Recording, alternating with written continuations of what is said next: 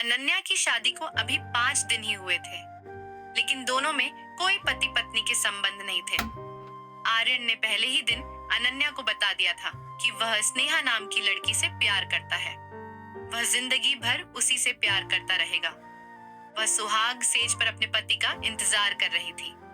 हर आहट पर उसका दिल जोरों से धड़कने लगता। वह आने वाले सुखी दाम्पत्य जीवन के बारे में सोच रही थी। आर्यन को कमरे में आता देख उसका दिल जोरों से धड़कने लगा था। उसने झट से अपना चेहरा घूंघट में छुपा लिया।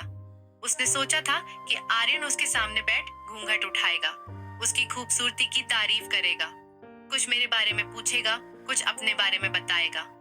लेकिन आर्यन ने कमरे में आते ही बड़ी ही बेरुखी से कहा, मुझसे कोई आस मत लगाना। मेरे जीवन में कोई है जिसे मैं बहुत चाहता हूँ। तुम चाहो तो अपने घर वापस जा सकती हो, मैं तुम्हें खर्चा देता रहूंगा। आर्यन ने अपने मन की बात अनन्या से कह डाली। उसके मन में एक बार भी ख्याल नहीं आया कि मैं जिसे जीवन साथी बनाकर लाया हूँ उसके लिए भी मेरे कुछ कर्तव्य हैं। पति के इस व्यवहार से अनन्या के सारे सपने एक ही पल में टूट गए। खर्चे देने की बात सुनकर अनन्या को समझ आ गया कि आर्यन शादी के बंधन से छुटकारा पाना चाहता है और वह इसके लिए किसी भी हद तक जा सकता है। अचानक उसकी जिंदगी में तूफान आ गया था। उसके सारे सपने टूटकर चकनाचूर हो चुके थे। उसने अपना घूंघट उठाया और आर्यन से कहा कि आप मेरी एक बात मानेंगे। आर्यन ने बिना उसकी तरफ देखे कहा, मुझे मालूम है अब तुम रोना धोना करोगी कि तुमने मुझसे शादी क्यों की, मेरा जीवन बर्बाद कर दिया। तुम कुछ पूछो, इससे पहले ही मैं तुम्हें बता देता हूँ, मैं तुम्हें अपनी पत्नी कभी स्वीकार नहीं करूंगा। मैंने शादी माता पिता के दबाव में की है, बिरादरी, जात पात, इन सब दकियानूसी बातों के कारण स्नेहा से शादी नहीं हुई। माता पिता ने आत्महत्या करने की धमकी दे दी, तुमसे जबरदस्ती शादी करवा दी। मैं कभी भी तुम्हारी ओर नहीं देखूंगा। समझी उन्हें क्या लगता है, शादी कराकर स्नेहा से मुझे दूर कर दिया। मुझे स्नेहा से कोई दूर नहीं कर सकता, तुम भी नहीं, भगवान भी नहीं। अनन्या ने कहा, मैं आपसे सिर्फ इतना कहना चाहती हूँ कि मेरे माता पिता ने अपने जीवन भर की कमाई मेरी शादी में लगा दी। मेरी छोटी बहन अभी पढ़ रही है। मैं नहीं चाहती कि मेरे कारण मेरे माता पिता दुखी हों। तो क्या आप कुछ समय तक मेरे और मेरे परिवार के सामने मुझे पत्नी का झूठा दर्जा दे सकते हैं? मेरे माता पिता ये सच्चाई जानकर जी नहीं पाएंगे। आर्यन बिना बोले करवट लेकर आंखें मूंद ली। अनन्या भारतीय संस्कृति में बढ़ी, जहाँ शादी को विशेष दर्जा दिया जाता है। एक बार शादी के बंधन में बंध गए तो रिश्ता 7 जन्म तक नहीं छूटता। अनन्या नए जमाने की पढ़ी लिखी लड़की थी, चाहती तो इस रिश्ते से आजाद हो सकती थी, लेकिन वह मध्यम वर्गीय परिवार से थी। उसके माता पिता की जीवन भर की पूंजी उसकी शादी में लग गई थी। यही कारण था कि वह किसी भी हाल में अपनी शादी को बचाना चाहती थी। उसने सोचा कि आर्यन जैसा कहेगा वह वही करेगी। इस तरह धीरे धीरे पति का प्यार पालेगी। दिन गुजरने लगे पर आर्यन ने अनन्या की तरफ आंख उठाकर नहीं देखा। कई बार अनन्या आर्यन से बात करने की कोशिश करती पर उसकी सारी कोशिशें व्यर्थ जा रही थी। आर्यन जितना बेरुखी से व्यवहार करता था, अनन्या का प्रेम उसके लिए बढ़ता जा रहा था। आर्यन के बिना अनन्या के लिए दिन पहाड़ और रात काली बला की तरह लगने लगी थी। अनन्या को विश्वास था कि वह आर्यन को एक दिन पालेगी। वह अपने सास ससुर का भी ख्याल रखती है। कई बार आर्यन की माँ अनन्या को उदास देखकर पूछ लेती कि आर्यन का व्यवहार उसके प्रति कैसा है। दोनों में सब ठीक चल रहा है ना। अनन्या आंखें झुका लेती, सिर्फ गर्दन हाँ में हिलाकर जवाब देती। माँ को संदेह हो रहा था, लेकिन संकोच से वह कभी खुलकर बात नहीं कर पाई। इसी तरह शादी को 8 महीने और निकल गए। आर्यन तो अपने प्यार के पास था, इसीलिए उसे किसी और का दुख महसूस नहीं हुआ। लेकिन अनन्या अपने पति के प्यार को पाने के लिए तड़प रही थी। उसकी हर कोशिश नाकाम होती जा रही थी। अनन्या का शांत व्यवहार उसे मनमानी करने के लिए और बढ़ावा दे रहा था। अब वह काम की अधिकता का बहाना करके रात को घर नहीं आता था। आर्यन के आए दिन रात को बाहर रहने के कारण वह परेशान हो गई। उसे लगा कि सास ससुर से बात करनी चाहिए, कहीं वह गलत रिश्ते में तो नहीं है। हो सकता है वह लड़की ठीक ना हो। यही सोचकर एक दिन अनन्या ने अपने सास ससुर के साथ बात करने का निश्चय किया। उसने संकोच करते हुए अपनी सास से कहा, माँ जी, मैं आपसे कुछ कहना चाहती हूँ। हाँ बोल बेटी। अनन्या बोली, माँ जी, हमारी शादी को 8 महीने हो गए, लेकिन ये मुझसे बात तक नहीं करते। हमारे बीच पति पत्नी वाले कोई संबंध नहीं है। मैंने आपके बेटे के साथ बात करने की बहुत कोशिश की, लेकिन वह मेरी तरफ नजर उठाकर भी नहीं देखते। बेटा, मेरा बेटा आजकल के लड़कों जैसा नहीं है। थोड़ा शर्मीला है, थोड़ा वक्त दे दो, सब ठीक हो जाएगा। नहीं माँ जी, उन्होंने मुझे पहली रात में ही बता दिया था कि वह किसी और को प्यार करते हैं। आपने उनकी शादी जबरदस्ती मुझसे कराई है। अनन्या की सास के पास अब कोई उत्तर नहीं था, लेकिन अनन्या का सब्र टूट चुका था। अपनी जिद में उन्होंने शादी तो कर ली, लेकिन मैं उनकी बहू ना बन पाई। वह तो अपनी प्रेमिका के साथ है। मेरा जीवन बर्बाद हो गया। मेरी शादी की सच्चाई जानकर मेरे माता पिता का क्या हाल होगा? आप बताइए। अनन्या अपने आंसू रोक ना सकी। उसकी बातें सुनकर ससुर जी कमरे में आ गए। हाथ जोड़कर माफी मांगते हुए बोले, मैंने सोचा तुम्हारे जैसी सुंदर सुशील पत्नी पाकर वह उसे भूल जाएगा, लेकिन उसकी बुद्धि खराब हो गई है। बेटी, थोड़ा सब्र रख। मुझे मालूम है वह लड़की सही नहीं है। मेरा बेटा उसके प्यार में अंधा हो चुका है। मुझे विश्वास है एक दिन झूठे प्यार में ठोकर खा तेरे पास ही लौट कर आएगा। अनन्या ने कहा, पिताजी, अब सहा नहीं जाता। मुझे भी इनको लेकर चिंता रहती है। कभी तो मन होता है माता पिता के पास वापस लौट जाऊं। सास ससुर ने उसे बहुत समझाया और कहा, जहां 8 महीने काट लिए, हमारे कहने पर कुछ समय के लिए और रुक जाओ, शायद सब ठीक हो जाए। हम बात करेंगे उससे अगले दिन। अनन्या बाजार जा रही थी तो उसने देखा कि आर्यन एक सांवली रंग की लड़की के साथ है। वह उसके पीछे पीछे जाने लगी। उसने देखा कि वह एक सकरी सी गली के छोटे से घर में घुसे और दरवाजा बंद कर लिया। अनन्या बड़ी तेजी से उस तरफ बढ़ी। वह दरवाजे के बाहर खड़ी हो गई। वह दरवाजा खटखटाने जा रही थी, पर रुक गई। दोनों की हंसी सुन वो बेचैन हो रही थी। वह सोच रही थी कि वह दरवाजा खटखटाए या दोनों का बाहर आने का इंतजार करे। उसकी आंखों से आंसू बह रहे थे। उसको ऐसा लग रहा था जैसे उसके प्राण निकल जाएंगे। अपने पति को किसी और के साथ में देख पाना बड़ा मुश्किल हो रहा था। वह सोच रही थी कि स्नेहा बहुत खूबसूरत होगी, लेकिन वह एक साधारण नक्श वाली सांवले रंग की लड़की थी। आज स्नेहा को अपने पति के संग देखकर वह अपने आप को बहुत बदसूरत अनुभव कर रही थी। उसे ऐसा लग रहा था जैसे संसार की सबसे कुरूप महिला है वह, जो अपने पति को ना पा सकी। काफी देर अनन्या घर के बाहर खड़ी रही, उनके आने का इंतजार करती रही। उसके मन ही मन में सोच लिया था कि आज वह स्नेहा से अपने पति को वापस मांग कर लेगी। साफ साफ उसे अपनी जिंदगी से चले जाने के लिए कह देगी। थोड़ी देर बाद दोनों बाहर हंसते हंसते आए। आर्यन अनन्या को सामने देखकर थोड़ा घबरा गया। तुम यहाँ क्या कर रही हो? स्नेहा ने उसकी तरफ देखा। अरे, तुम मुझे पहचानते हो? आर्यन ने उसे घूरते हुए कहा। क्यों नहीं, तुम मेरी बीवी हो। अनन्या भी थोड़ी ऊंची आवाज करके बोली। कभी बीवी को एक नजर उठाकर भी नहीं देखा। तुम्हें यहाँ का पता कैसे मालूम हुआ? आर्यन उसकी बात काटते हुए बोला, मैं बाजार जा रही थी, तुम्हें देखा तो तुम्हारे पीछे पीछे आ गई। तुम मेरी जासूसी कर रही हो? नहीं, मैं ऐसा क्यों करूंगी? मुझे तुम्हारी जासूसी करने में कोई दिलचस्पी नहीं है। आर्यन ने कहा, मैंने तुम्हें पहले दिन ही बता दिया था कि मेरी जिंदगी में कोई और नहीं आ सकता। फिर आज यह सारा ड्रामा क्यों? अनन्या अपने आंसुओं को रोक ना सकी। तुमको मेरी तकलीफ ड्रामा लग रही है, आर्यन बोला। मैंने तुम्हें हाथ भी नहीं लगाया और हम दोनों के बीच कोई पति पत्नी का रिश्ता भी नहीं है। तो कपट कैसा? अनन्या बोली, अपनी ब्याहता को ना छूना, इससे बड़ा कोई अपमान नहीं। सुहागन होते हुए भी अपनी पति का प्यार ना पा सकी, इससे अधिक कोई प्रताड़ना नहीं। मेरे लिए मेरा पति मेरा नहीं। आज अनन्या सारी शर्म छोड़ चुकी थी। आज वह अपना हक लेना चाहती थी। उसका सब्र का बांध टूट गया। लोगों की भीड़ इकट्ठा हो चुकी थी, लेकिन अनन्या को किसी की कोई डर नहीं था। तुम्हें इसे छोड़कर अपनी पत्नी के पास वापस आना होगा। तुम्हें मेरा बनना होगा, नहीं तो मैं अपनी जान दे दूंगी, अनन्या ने सबके सामने धमकी देते हुए कहा। लेकिन आर्यन ने अनन्या की कोई परवाह नहीं की। वह बोला, तुम्हारा जो मन हो वह करो, लेकिन मेरा पीछा छोड़ो। अनन्या रोते रोते स्नेहा से बोली, मैं तुम्हारे आगे हाथ जोड़ती हूँ, मेरा पति मुझे लौटा दो। तुम जो कहोगी वह करने को तैयार हूँ। बोलो, क्या लोगी? तुम मेरे पति को छोड़ने का? स्नेहा के पर जीत की खुशी थी। अनन्या को तड़पते देख वह खुश थी। उसे अनन्या पर बिल्कुल दया नहीं आई। वह हंसकर बोली, क्या तुम अपनी सुहाग की चूड़ियां मुझे दोगी? क्योंकि जब सुहाग ही तुम्हारा नहीं है तो तुम यह चूड़ियां पहनकर क्या करोगी? इन पर तो मेरा हक है, अपने पति के साथ साथ। यह सुहाग की चूड़ियां भी मुझे दे दो। अनन्या के पास अब कहने को कुछ नहीं रहा।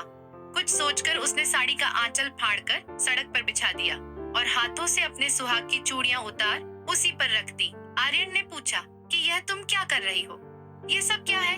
उसने कहा, ये सुहाग की चूड़ियां पति के जिंदा होने की निशानी होती है। मेरे लिए यह चूड़ियां सुहाग का स्वरूप है और मैं सुहागन विधवा अनन्या की हालत देखकर लोगों की आंखें भीग गई। लेकिन पत्थर दिल स्नेहा ने बड़ी बेशर्मी से वह चूड़ियां उठाई और कहा, इन सुहाग की चूड़ियों में मैं जान डाल दूंगी, और आर्यन का हाथ पकड़कर आगे निकल गई। अनन्या वहीं बैठे अपने सुने हाथों को देख रही थी। स्नेहा की यह हरकत आर्यन को बहुत बुरी लगी। एक औरत इतनी कठोर कैसे हो सकती है? अनन्या का निस्वार्थ प्रेम है, वह गलत नहीं है, लेकिन स्नेहा और मैं अनन्या के साथ बहुत बुरा कर रहे हैं। आज पहली बार आर्यन को महसूस हुआ कि अनन्या स्नेहा से बेहतर इंसान है। आज पहली बार आर्यन ने अनन्या के मन में और तन की खूबसूरती को देखा और महसूस किया। अपनी करनी पर बहुत दुखी था। वह रात को आर्यन घर आता है। अनन्या मुस्कुराकर दरवाजा खोलती है।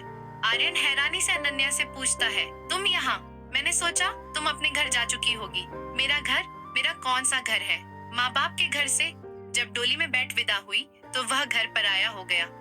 तुम्हारे घर डोली में बैठकर आई, लेकिन अफसोस यह घर मेरा नहीं है। शायद लड़कियों के घर नहीं होते।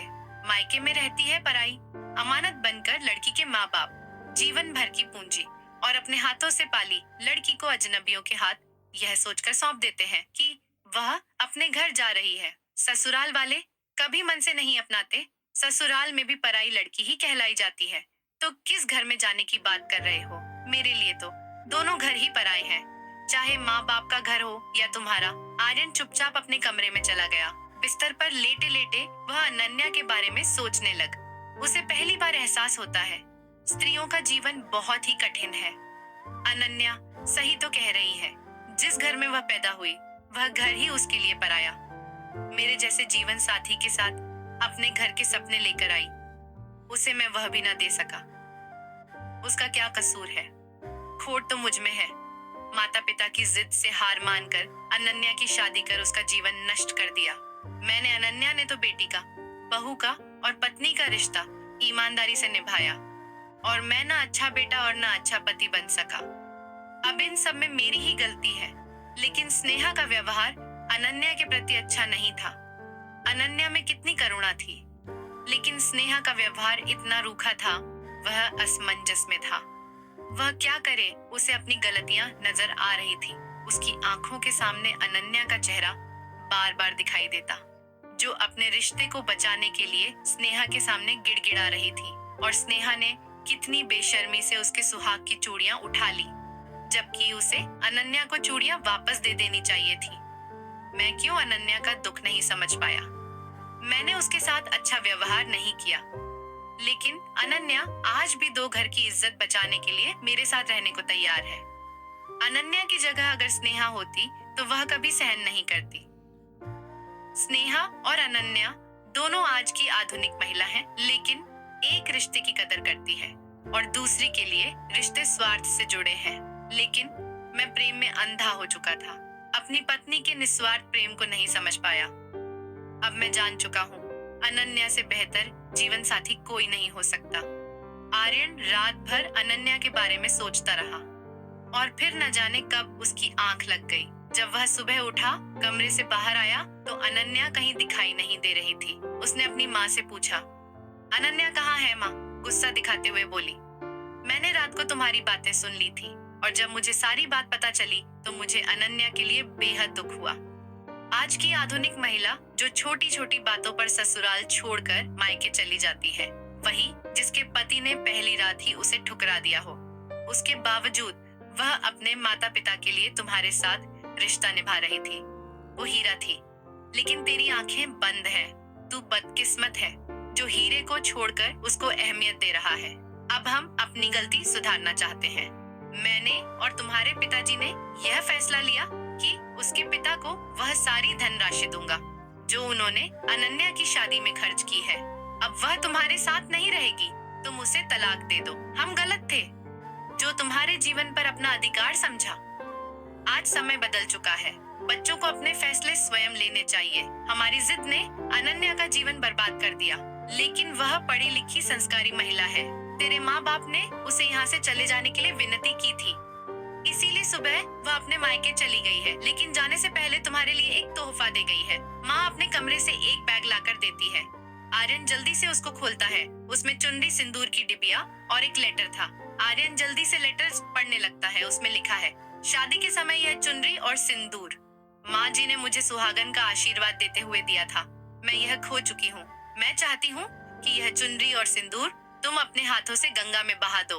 आर्यन लेटर पढ़ते ही फपक कर रोने लगा। माँ, मैंने अनन्या के साथ बहुत गलत किया। मुझे माफ कर दो। उसकी जगह कोई और लड़की होती तो अब तक कोर्ट कचहरी के चक्कर काट रहा होता। मैं स्नेहा के व्यवहार को देखकर मैं कल ही जान गया था कि वह स्वार्थी है। आप सही थी, लेकिन बहुत देर हो चुकी है। मैंने अनन्या को खो दिया। नहीं नहीं बेटे, अब भी कुछ नहीं बिगड़ा। अभी कुछ देर पहले ही घर के लिए निकली है, रास्ते में ही होगी। तू जल्दी जा और हमारी बहू को वापस ले आ। आर्यन जल्दी से गाड़ी निकाल अनन्या को अपने घर वापस लाने के लिए निकल पड़ता है। हर बस और टैक्सी में उसे ढूंढता है। एक टैक्सी में अनन्या दिखाई पड़ती है। आर्यन तेजी से गाड़ी आगे करते हुए ड्राइवर को गाड़ी रोकने का इशारा करता है। टैक्सी रुकती है। आर्यन अनन्या से कहता है, अनन्या मुझे बिना बताए जा रही थी। अनन्या आर्यन को देखकर हैरान थी। आर्यन ने अपनी बात दोहराई तो अनन्या ने भी जवाब दिया, तुम्हारे साथ रहने का कोई कारण भी तो नहीं है। आर्यन ने अनन्या पर हक जताते हुए कहा, तुम जल्दी टैक्सी से बाहर आओ। अनन्या बिना जवाब दिए टैक्सी ड्राइवर को चलने के लिए कहा। यह देख, आर्यन ड्राइवर को पैसे देते हुए अनन्या का हाथ पकड़कर टैक्सी से उतारकर कार में बिठा है। अनन्या ने गुस्से से कहा, यह तुम क्या कर रहे हो? आर्यन बोला, तुम कहीं नहीं जा रही हो, सुना तुमने, पर तुम्हारे साथ रहने का कोई कारण भी तो नहीं है। आर्यन ने कहा, तुम मेरी पत्नी हो, लेकिन तुम्हारा प्यार मैं नहीं हूँ। आर्यन, लेकिन अनन्या, मैंने असली प्यार की पहचान कल की है। स्नेहा जैसी लड़की कभी किसी से प्यार नहीं कर सकती। शादी के बाद भी उसने रिश्ता रखना गलत था। मैं पति धर्म भूल गया था। आर्यन अनन्या से माफी मांगते हुए कहता है, तुमसे अच्छा जीवन साथी मुझे नहीं मिल सकता। मैंने तुम्हारे साथ कितना बुरा व्यवहार किया, लेकिन तुम्हारे चेहरे पर हमेशा हंसी रही। तुमने सुहाग की चूड़ियों को जब सुहाग का स्वरूप कहा तो मेरी आत्मा ने मुझ पर धिक्कार दिया। मुझे अपनी गलती का एहसास हो गया, मुझे माफ कर दो। कहते हुए उसने गाड़ी स्नेहा के घर की तरफ करी। अनन्या ने कहा, यह रास्ता अपने घर का तो नहीं है। आर्यन बोला, हाँ, लेकिन मैं स्नेहा के घर जा रहा हूँ। पर क्यों? उससे तुम्हारी सुहाग की चूड़ियां वापस लेने के लिए। अनन्या की आंखों में खुशी के आंसू थे, क्योंकि आज उसने अपने सुहाग को पा लिया था। आर्यन सुहाग की चूड़ियां लेने के लिए स्नेहा के घर पहुंचता है। अंदर हंसी की बहुत आवाज आ रही थी। आर्यन अंदर जाने लगता है, लेकिन बातों में अपना नाम सुनकर वहीं रुक जाता है। उन लोगों की बातों में लग रहा है जैसे कोई अंदर उसके खिलाफ साजिश रची जा रही है। इसीलिए बाहर की तरफ लगी खिड़की से अंदर झांकने लगता है। चुपके से अंदर जाता है तो देखा है स्नेहा अपने माता पिता और भाई बहन के साथ बैठी है। सामने मेज पर अनन्या की सुहाग की कांच की चूड़ियां रखी हैं। स्नेहा की माँ हाथ में अनन्या के ही सोने के कंगन और सोने की चूड़ियां उठाते हुए कहती हैं, समय तो लगा, लेकिन माल तो हाथ लगा। स्नेहा बोली, वह अनन्या बेवकूफ लड़की। कांच की चूड़ियों के साथ साथ यह सोने के कंगन और सोने की चूड़ियां भी दे गई। राधिका, तूने देखा नहीं कैसे रो रो कर वह मुझसे सुहाग मांग रही थी। मुझे तो उस पर हंसी आ रही थी। पता नहीं लोग क्यों इतने इमोशनल होते हैं। राधिका ने कहा, अगर लोग इमोशनल ना हो तो हमारा धंधा कैसे चलेगा? आर्यन भी तो इमोशनल है, तभी तो हम पैसे निकाल पाते हैं। कभी मेरी बीमारी के नाम से तो कभी किराए के लिए बहुत भोला है। आर्यन, बस उसके सामने थोड़ा सा दुखी होकर दिखाओ और उसकी जेब से पैसा निकालो। वहां बैठे सभी लोग आर्यन पर हंस रहे थे। आज नहीं तो कल वह शादी मुझसे ही करेगा और उसकी जायदाद, उसका सारा रुपया मेरा ही होगा। फिर से सभी लोग ठहाका लगा के हंसते हैं। सोफे पर बैठा अधेड़ उम्र का व्यक्ति बोला, पर इस बार समय बहुत लग गया माल आने में। स्नेहा दूसरी लड़की से पूछती है, तेरा क्या चल रहा है? दूसरी लड़की कुछ कहती है। इससे पहले ही उसका ध्यान आर्यन पर पड़ गया। आर्यन को देखते ही अंदर बैठे लोग सब घबरा गए। आर्यन भी उनकी बातों को सुनकर स्तब्ध गया। उसे स्नेहा से बिल्कुल भी उम्मीद नहीं थी, ना कभी उस पर शक किया। आर्यन समझ गया था कि वह साजिश का शिकार हुआ है। वह स्नेहा से कहता है, वह तो मैं कल ही समझ गया था कि तुम्हारे सीने में औरत का दिल नहीं। मैंने तुम्हारे कारण अपनी पत्नी का बहुत मन दुखाया है। मैं उसे अब जीवन की सभी खुशियां देना चाहता हूँ। इसीलिए आज मैं तुमसे अपनी पत्नी की सुहाग की चूड़ियां वापस लेने आया हूँ। लेकिन मैंने सारी बातें सुन ली। मुझे बहुत दुख हुआ कि मैं तुम्हें दिल से चाहता था।